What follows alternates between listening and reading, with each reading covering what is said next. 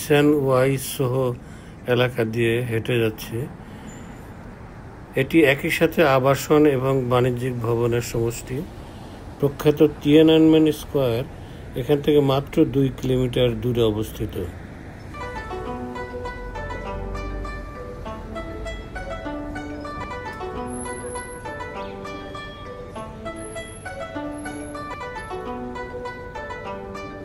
প্রকল্পটি ডিজাইন করেছে প্রখ্যাত স্থপতি নিকেন ইয়ামামোতো, ওয়ার্ল্ড ট্রেড সেন্টারের বিপরীতে অবস্থিত।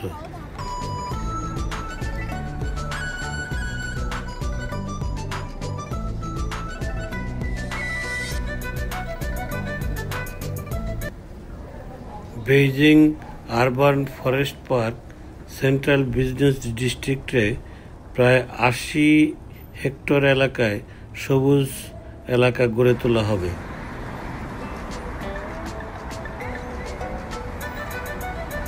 জিয়ানগুয়ে মেনওয়াই ডিজিএ এটি চীনের একটি বিখ্যাত স্ট্রিট।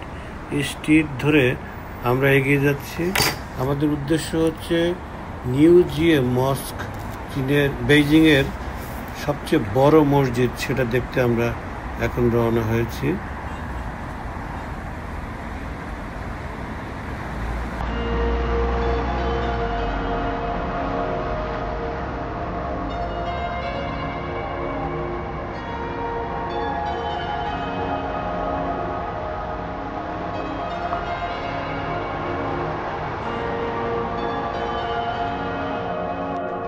এটি হচ্ছে সাইটিক টাওয়ার, 109 তলা বিশিষ্ট সুউচ্চ ভবন। এটি বেইজিংয়ের সর্বোচ্চ বিল্ডিং এবং পৃথিবীর হেলিপ্যাড যুক্ত সর্বোচ্চ ভবন হিসাবে এটিকে গণ্য করা হয়। এর আরেক নাম হচ্ছে জঙ্গজুন। আমরা এখন বেইজিংয়ের সবচেয়ে বড় মসজিদ নিউ জিয়ে মস্ক দেখার জন্য এগিয়ে যাচ্ছি।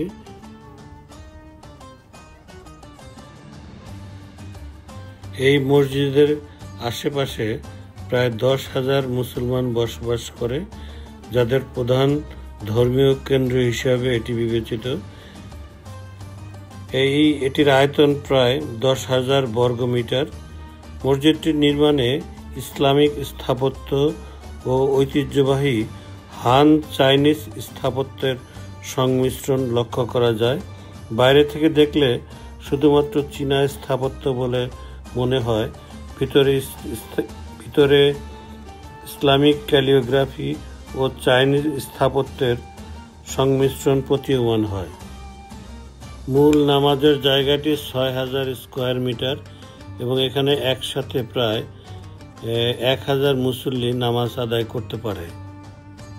মুসলিম বিশ্বের সরকার ও রাষ্ট্রপ্রধানগণ সরকারি সফরে বেইজিংয়ে আসলে এই নিউ জিয়াং মসজিদটি পরিদর্শনে আসেন। অমুসলিমরা শুধুমাত্র মূল প্রার্থনা হল ছাড়া অন্যান্য জায়গায় পরিদর্শন করতে পারেন। বেইজিংয়ের অন্যতম বৃহত্তম মসজিদটি প্রথম নির্মিত হয় লিয়াত সাম্রাজ্যের সময় 996 সালে। নজরবুদ্দিন নামের একজন ব্যক্তি এই মসজিদের নকশা করেন। তার বাবা ছিলেন একজন ধর্মীয় ইমাম। চেঙ্গিস খানের সৈন্যরা 1215 সালে এটি ধ্বংস করে। 1443 সালে মিং সাম্রাজ্যের সময় এটি আবার নির্মাণ করা হয়। 1616 সালে কিং সাম্রাজ্যের সময় এটি বর্ধিত করা হয়। তখন থেকে এখন পর্যন্ত এখানে হালাল গরু ও খাসির মাংস সহ অন্যান্য হালাল খাবার এখানে পাওয়া যায়। এই মসজিদটি 1955, 1979 এবং 1996 সালে সংস্কার করা হয়। 2009 সালে একটি মাস্টার প্ল্যানের মাধ্যমে মসজিদটি সহ ধর্মীয় কেন্দ্রে রূপান্তরিত করা হয়। আজকে আমরা ছুটির দিনে বের হয়েছি, তাই বেইজিংয়ের তেমন কোনো ট্রাফিক নেই, কিন্তু বেইজিংয়ে কিন্তু বেশ ট্রাফিক জ্যাম হয়। বিশ্বের বেশিরভাগ পুরনো শহরের মতো চীনের অনেক শহর গাড়ির জন্য ডিজাইন করা হয়নি।